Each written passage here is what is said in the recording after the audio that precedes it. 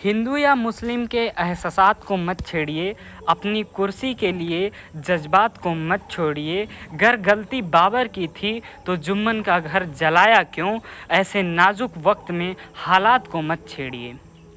आज जब पूरा देश बेरोजगारी, महंगाई जैसी विकट परिस्थिति से कराह रहा है, ऐसे वक्त में जले पर नमक छिड़कने के लिए एक ऐसे स्कीम यानी कि अग्निपथ स्कीम को लॉन्च किया जाता है जो युवाओं की दुखती नब्ज पर हाथ रखने जैसा है।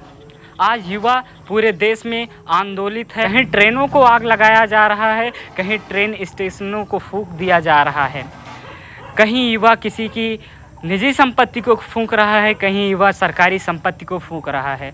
आखिर युवा इस स्तर पर आमादा क्यों हो गया? आखिर युवा के सामने ऐसी क्या मजबूरियां आ गई कि उसे हिंसक प्रदर्शन करना पड़ रहा है? दोस्तों, अभी बीते पिछले 14 जून को हमारी भारत सरकार की तरफ से एक ऐसे स्कीम यानी कि अग्निपथ को लॉन्च किया गया, जिसमें युवाओं को भारतीय सेना में मौका देने के लिए एक नए तरीके का, एक नए सिस्टम का प्रयोग किया जाएगा, ऐसा उस स्कीम में बताया गया। इस स्कीम के तहत जहां पहले भारतीय सेना में 15 वर्ष के लिए भर्तियां हुआ करती थी, अब सिर्फ और सिर्फ 4 वर्ष के लिए भर्ती होंगी। दोस्तों, एक ऐसे वक्त में जब वो रोज़गार पाने के लिए एक आर्मी में भर्ती होने के लिए युवा रोज़ सुबह गांव में, अगर आप रहते होंगे, आप शहरों में रहते होंगे तो स्टेडियम में, गांव में रहते होंगे तो खेत खलिहानों में आप देखते होंगे कि किस प्रकार वो अपने पसीने बहाता है, किस प्रकार वो कड़ी मेहनत करता है ताकि वो अपने घर के भविष्य को उज्ज्वलित कर सके, अपने भविष्य को उज्ज्वलित कर सके, अपने परिवार को हर रूप से सशक्त कर सके, अपने आने वाली पीढ़ी को और अच्छा जीवन दे सके।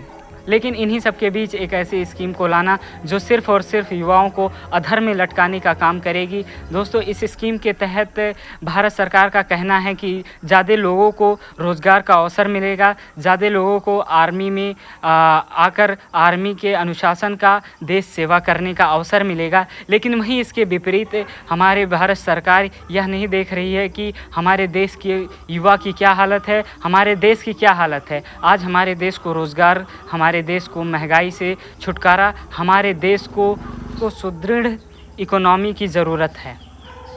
लेकिन ऐसे में जब युवा को ये कह दिया जाता है कि आइए हम आपका पूरी तरीके से टेस्ट लेंगे और आपको नौकरी सिर्फ 4 वर्ष के लिए देंगे, उसके बाद आपको पेंशन भी नहीं देंगे, तो दर्द होता है। उस युवा को दर्द होता है जो 4 बजे उठकर खून पसीना बहाता है, उसे दर्द होता है। क्योंकि जो लोग ये नियम कानून बना रहे हैं, जो नेता अधिकारी को आदेश दे रहे हैं कि ऐसे कानून बनने चाहिए, वो नेता एक बार MLA बन जाता है, एक बार MP बन जाता है तो 2-2 बार वो पेंशन लेता है। एक बार कहीं और कोई पद अगर वो राजनीति में पा जाता है तो उसे फिर तीसरी पेंशन भी मिलती है और सारी पेंशन एक साथ उसे दी जाती है और उसकी सुविधा पर तमाम तरह के उसके ऐशो आराम पर खर्च किए जाते हैं। जबकि युवा सिर्फ़ और सिर्फ अपनी मेहनत का मेहनताना मांग रहा है, सिर्फ़ और सिर्फ सरकारी रोज़गार मांग रहा है। ऐसे में उसे रोज़गार से वंचित करने के लिए, उसे एक खिलौना, एक झुनझुना पकड़ाने के लिए ये एक नई स्कीम है। इससे ज़्यादा इस स्कीम में और कुछ नहीं है युवा के लिए।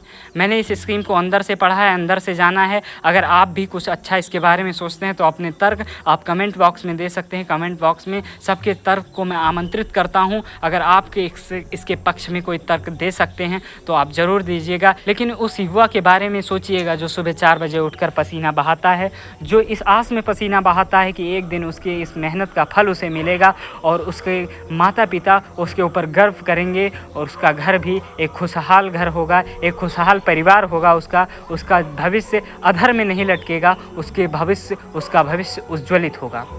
दोस्तों, एक युवा के ऊपर सिर्फ उसकी अपनी ही जिम्मेदारी नहीं होती, उसके परिवार की भी जिम्मेदारी होती है, उसके आने वाली पीढ़ी की भी जिम्मेदारी होती है। लेकिन इस स्कीम के तहत अगर युवा एक बार कड़ी मेहनत करके इस परीक्षा को पास भी कर लेता है तो वो 4 साल के बाद फिर कहाँ जाएगा, इसका जवाब आज किसी के पास नहीं है। बीजेपी के कई बड़े नेता यह दावा करते हैं कि हम उस युवा को कई तमाम सरकारी वैकेंसी में हम छूट देंगे, कई तमाम सरकारी वैकेंसी में हम उसे कोटा देंगे और कई तो यहाँ तक भी कहते हैं कि बीजेपी हेडक्वार्टर में हम उसे सिक्योरिटी गार्ड बनाने में भी छूट देंगे।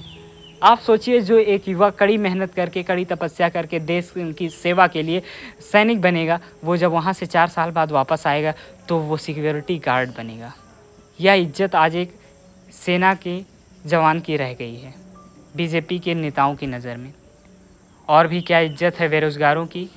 क्या देश में चल रहा है आप सबकी नज़र होगी? किस प्रकार हर मुद्दे को हिंदू मुस्लिम में उलझा दिया जाता है, किस प्रकार महंगाई के मार को हिंदू मुस्लिम के नाम पर बांट दिया जाता है, किस प्रकार हिंदू मुस्लिम के नाम पर महंगाई को भुला दिया जाता है, रोज़गार के मुद्दे को ख़त्म कर दिया जाता है। मीडिया 24 घंटे सिर्फ़ और सिर्फ मंदिर मस्जिद करने में व्यस्त हो जाती है। किस प्रकार मीडिया मैनेजमेंट कर दिया जाता है, किस प्रकार इस देश को गुमराह कर दिया जाता है, ये सब आप लोग लगातार देखते आ रहे हैं। यह आज से नहीं हो रहा है, वर्षों से होता चला आ रहा है।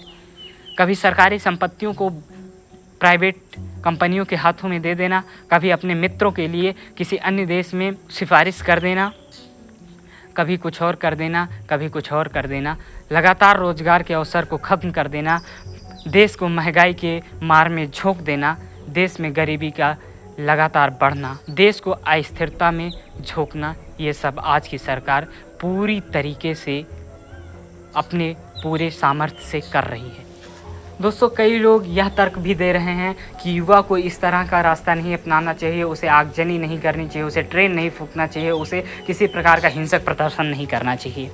मैं मानता हूँ नहीं करना चाहिए, लेकिन अगर मैं आपसे एक प्रश्न पूछूं कि अगर युवा हिंसक प्रदर्शन ना करे, युवा ट्रेन ना फूंके, युवा आग ना लगाए, तो कितने मीडिया चैनल युवा की बात को उठाते या उस मीडिया को कवरेज देते? क्या उन्हें हिंदू मुस्लिम के अलावा कुछ और भी दिखता है इस देश में? क्या उन्हें कभी महंगाई दिखी इस देश में? क्या उन्हें बेरोज़गारी दिखी कभी इस देश में? क्या उन्हें इस सरकार में कभी कोई कमी दिखी इस देश में?